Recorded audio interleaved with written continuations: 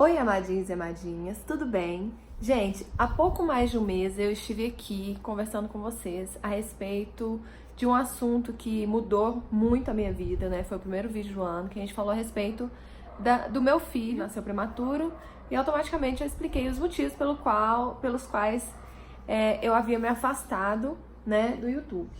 E no vídeo eu prometi trazer um quadro, né, separar um dia para um quadro que a gente fale somente disso, somente da prematuridade e tudo mais. Falei até mesmo que seria um quadro do Noah. De fato, esse é um quadro para falar a respeito do Noah e a respeito da minha experiência com o assunto. Então, se você é mãe de prematuro, se você é uma mãe de UTI, um pai de UTI, foi feito para você, tá bom? Hoje eu vou trazer aqui 8 perguntas que foram as perguntas que eu mais me fiz durante o tempo em que eu estive lá.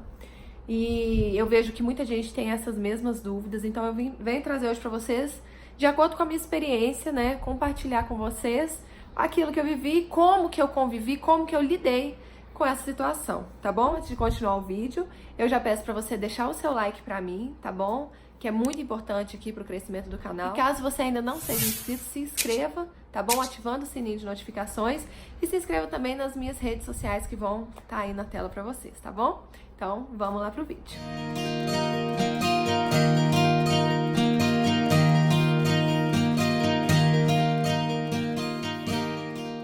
Gente, então, como eu disse, serão 8 perguntas e a primeira pergunta é essa. Gente, essa é a pergunta que todo mundo, a partir do momento em que entra nesse universo, é a pergunta que a gente mais se faz. Eu já vi gente querendo saber, inclusive dos médicos, assim, se havia, né, alguma previsão e tudo mais. Mas, de imediato, quando você descobre, né, que você é uma mãe ou um pai de prematuro, uma mãe ou um pai de UTI, não existe uma previsão de alta. A partir do momento que a criança ainda está num quadro de recuperação, que precisa de melhora e tudo mais, que precisa de fato de um tratamento, não há previsão de alta.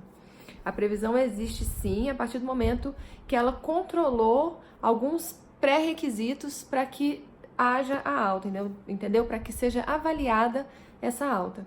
Então, de imediato, não existe previsão de alta, gente, para criança que acaba de chegar numa UTI, que acaba de nascer, ou enfim, N motivos que a levaram para ali, não existe de imediato uma previsão de alta. Por isso que os médicos falam, é um dia atrás do outro e exercitar sempre a paciência.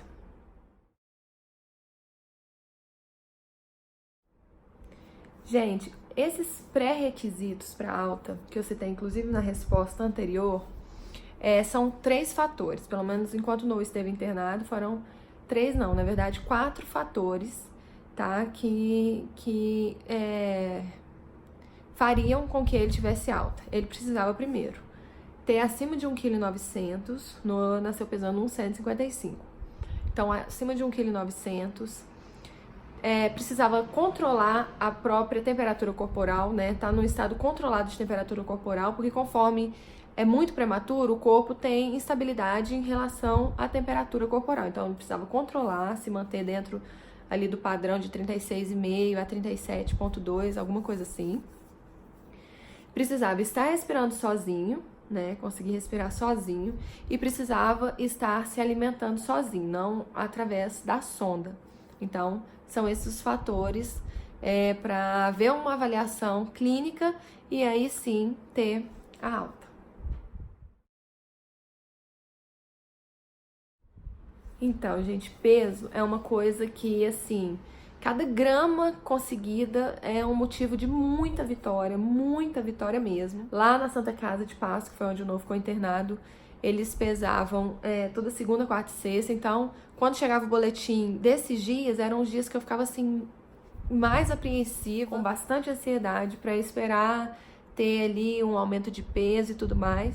Graças a Deus, o Noah, desde que ele nasceu, ele nunca esteve abaixo de 1,155 kg, que foi o peso dele. Graças a Deus, eu agradeço muito a Deus por isso. Então, os motivos que podem fazer o bebê perder peso, né, que é a pergunta, tipo assim, ó, me explicaram, por exemplo, por que pesa só de 3 vezes por semana, porque até mesmo o manusear, até mesmo tirar a criança ali de dentro da incubadora já faz ela perder peso. Quando eles tentam fazer com que a criança sugue no peito, né? Sugue o leite da mãe. É um motivo de perder peso, porque ali ela vai fazer força, vai perder calorias. De repente pega uma infecção, o Noah pegou a infecção, aí entra na dieta zero. Isso aí é um motivo para perder peso, entendeu? Apesar que eles têm, né, os suplementos, tipo tem a NPP, que é um suplemento que ajuda com que a criança não perca peso, tem o soro, enfim, tem vários fatores para ajudar, mas naturalmente a criança acaba perdendo um pouquinho de peso de um dia para o outro e tudo mais. Eu acho que até mesmo por isso que não pesava todos os dias, porque quando pesa todos os dias você vê. Às vezes, eu tô falando aqui que o Noah nunca esteve abaixo porque eu só tinha peso de 3 em 3 dias, de 3 vezes por semana. Então, graças a Deus, se ele perdia, ele recuperava, entendeu? Então, são N fatores que fazem a criança perder peso, mas os principais são tirar o manuseamento da criança, pegar uma infecção, a criança começar a sugar na mãe, né? Que é quando chega um certo processo que eles resolvem tirar a sonda e a criança começa a sugar. Então, são esses os principais fatores que levam uma criança a perder peso. Bom, gente, essa pergunta é muito complexa, mas o principal risco de uma UTI, obviamente, é um risco de infecção. Uma quantidade de bactérias enormes dentro de uma UTI. Não estou falando só da UTI neonatal, em qualquer UTI tem muita bactéria, então existe sim muito risco de infecção. E um bebezinho, ele tem o corpo ainda mais frágil e mais propenso a pegar esse tipo de infecção, qualquer tipo de infecção. Então, os principais riscos de uma UTI são infecção. Aí, como que a criança adquire infecção? No corpinho dele, no início, tem furo para passar soro, tem o pique, eles fazem uma série de exames. Todo tipo de abertura corporal, todo tipo de abertura no corpo já é uma porta para infecção. Então, qual que é o cuidado que a gente tem que ter para que não hajam esses riscos, como pais, né? Porque os enfermeiros, os médicos já sabem desses cuidados e eles já têm naturalmente. Então, nós, como pais, o que a gente tem que fazer? Quais são os cuidados? A gente tem sempre que lavar muito bem as mãos, muito mesmo. Sempre passar álcool.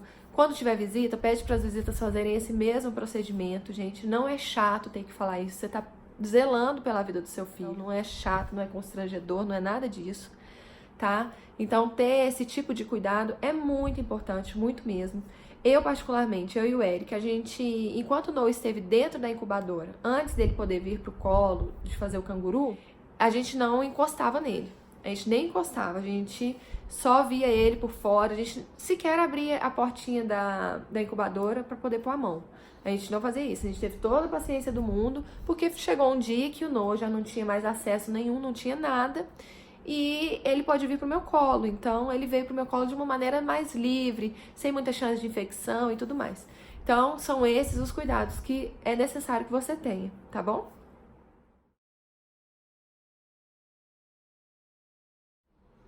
Gente, olha, os testes que foram feitos enquanto o Noah esteve lá foi o teste do pezinho, o teste do olhinho, o teste da orelhinha e o ultrassom de crânio. Esses foram os exames que ele fez enquanto ele esteve lá. Todos deram normal, fundo de olho normal, orelhinha normal e do pezinho normal. O ultrassom de crânio, ele deu hemorragia grau 1. Ele repetiu de novo depois de 30 dias e tornou a dar hemorragia grau 1. Existem 4 tipos de hemorragias. A 1, 2, 3 e 4. A 1 é a mais tranquila, o organismo absorve ela. Depois que ele saiu, a gente marcou e ele fez novamente, né? Depois que ele já tinha tido alta, fez novamente e já não tinha mais nada, já estava tudo normal. Então, são esses 4 testes, 4 exames que ele fez. Acredito que pela prematuridade mesmo. Não sei se todas as crianças de UTI fazem, não sei. Mas eu sei que os prematuros fazem. Então, são esses. Bom, gente, como que eu ocupava o meu tempo? Assim, vai da religião de cada um. Eu orava muito, muito, passava muito tempo do meu dia orando e conversando com Deus, porque a gente sente uma segurança ainda maior quando a gente deposita em Deus, né? Coloca toda a nossa confiança em Deus e entrega pra Ele, porque Ele sabe cuidar e Ele sabe o que faz, né? Mas, além de orar bastante, Eu fiz muita amizade enquanto eu estive lá na UTI, gente. Eu fiz muita amizade. Nossa, outro dia o Eric tava até comentando com uma menina lá que tava, levou o bebê dela pra vacinar. O Eric falou que ela detestava voltar lá naquele lugar, que é justamente na UTI. E o Eric falou que já eu não, que eu gostava. E realmente eu gosto de ir lá visitar o pessoal, porque eu fiz muita amizade, muita mesmo. Fiz amizade com as meninas lá do banco de leite, fiz amizade com as meninas, com as mãezinhas que estavam na mesma situação que eu, com as enfermeiras, né? Criei muita afeição por várias médicas e médicos e tudo mais. Então, eu ocupava o meu tempo dessa forma, entendeu? A gente criou um grupo de WhatsApp, a gente compartilhava algumas coisas, algumas experiências, contava como que tava, pegava o exemplo de uma pra gente como coisas boas. Então, assim, você tem que ocupar de fato seu tempo. Agora, como ocupar o tempo? Tenta fazer o máximo de amizade que você puder. Nesse momento, gente, de UTI, o ideal não é se fechar, o ideal não é ficar chorando. Por mais que a situação seja difícil, eu acho que você tem que se mostrar forte pra você mesma e ser força pra outras pessoas, entendeu? Eu tenho uma amiga que eu fiz lá, a Gleica, adoro demais, sou apaixonada na Gleica, não sei se ela assiste meus vídeos, mas se ela assiste, um beijo pra você, Gleica. E ela sempre falava pra mim que via muita luz em mim, que eu era muito iluminada. E assim, a minha intenção não era ouvir isso, mas eu fiquei feliz. Por quê? Porque eu tava numa situação, o meu bebê era muito mais prematuro que o dela, e ainda assim eu passava força pra ela e pra outras mães, enfim. O ideal é que você ocupe seu tempo fazendo amizade e tentando, né, fazer outras pessoas felizes. Ao invés de ficar chorando e lamentando e tudo mais, vai atrás, ora, pede pra Deus, ajoelha, assim, vai onde der, se ajoelha e agradece o tempo todo, se agradece. Ocupa o seu tempo dessa forma, pensando sempre muito positivo. Ai, gente, essa pergunta é assim, é outra pergunta muito complexa, porque a vida em casa muda completamente. A partir do momento que você tem alta, você sabe que você vai estar sozinho, porque enquanto você tá ali na UTI, você tá confiando ali nas enfermeiras e tudo mais, o horário dos remédios são todos certinhos, não tem falha. Em casa você tem que se acostumar com isso. Pra quem é mãe de primeira viagem igual eu, além de tudo, tem a questão da criança chorar durante a noite e acorda pra mamar e tudo mais. Então, a vida em casa é uma vida totalmente normal, igual a de uma criança que nasceu a termo, só que você tem que ter um cuidado maior porque você tá levando pra casa um bebezinho, bem pequenininho, né? Por exemplo, o Noah veio pra casa com 2,220 kg, veio muito mais leve do que eu, por exemplo, quando eu fui pra minha casa, quando eu nasci, que eu nasci uma teba. Mas o Noah veio muito pequenininho. Mas assim, conforme lá na UTI eu fiquei no canguru, eu já sabia lidar com ele e tudo mais, pra mim já era super normal carregar ele e tudo. Mas a vida em casa, gente, vocês não se preocupem. Quem tá próximo a ter alta, ou quem tá almejando aí uma alta, não se preocupa que a vida em casa é normal. A gente se acostuma muito, não toma os remédios dele certinho. No início foi difícil até a gente adaptar e tudo mais, tipo assim, a primeira semana, mas depois é muito tranquilo, muito normal. Podem ficar tranquilos que é só alegria. E a criança recupera super bem em casa, super bem. Gente, essa última pergunta é uma pergunta que muita gente teve dúvida quando eu postei aquele vídeo. E até eu mesma tive muita dúvida no início, mas hoje eu já tô super acostumada. Que assim, como que a gente vê a questão da idade corrigida e a idade cronológica. A idade cronológica é, como a própria palavra diz, é o tempo de nascido, o tempo real, né? Por exemplo, o Noah, no dia de hoje é dia 28 de março. Por exemplo, gente, hoje é dia 28 de março. Então, o Noah nasceu dia 26 de setembro. Dia 26 de março, anteontem, ele completou 6 meses, cronológico, né? E a pessoa está aqui, daqui a pouco vocês vão ver ele, que eles estão amando. Ele completou 6 meses cronológicos. Porém, o Noah era para ter nascido dia 28 de dezembro. Então, a gente começa a contar a idade corrigida a partir da data que ele teria 40 semanas, que é a partir de 28 de dezembro. Então, na verdade, hoje é como se o Noah estivesse fazendo 3 meses. E, de fato, o desenvolvimento dele é igual ao de uma criança de 3 meses. Apesar que a médica falou que ele está um pouquinho à frente de uma criança de 3 meses. Mas isso aí é porque hoje em dia eu acho que não existe mais criança que nasce hoje em dia, a maioria das crianças nasce mais com uma esperteza maior e tudo mais desenvolvido mesmo.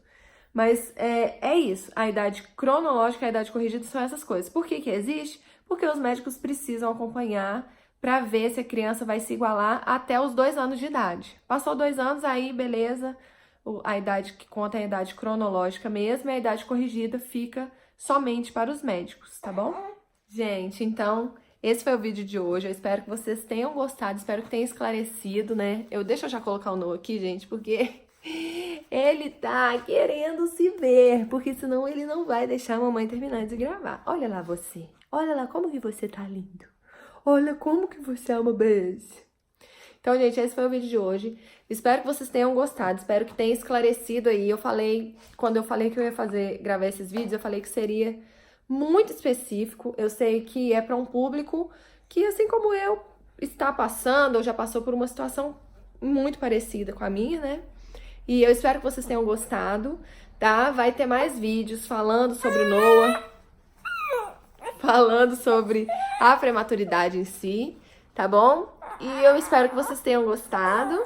Fica aí com essa coisa maravilhosa. Não, você vai fazer feiura? Ai, filho, olha lá, são os amigos da mamãe. Olha lá. Hoje o pessoal veio pra te ver. Fala, oi, pessoal.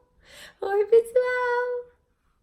Então é isso, gente. Eu espero que vocês tenham gostado. Vou finalizar o vídeo por aqui, porque senão eu não consigo. E um grande beijo. Fiquem com Deus e até o próximo vídeo. Tchau. Dá tchau, filho. Dá tchau, meu amor. Dá tchau. Olha lá você, que coisa mais fofa. Olha lá. Tchau, gente. Tchau, tchau, gente. Muito obrigada por terem assistido.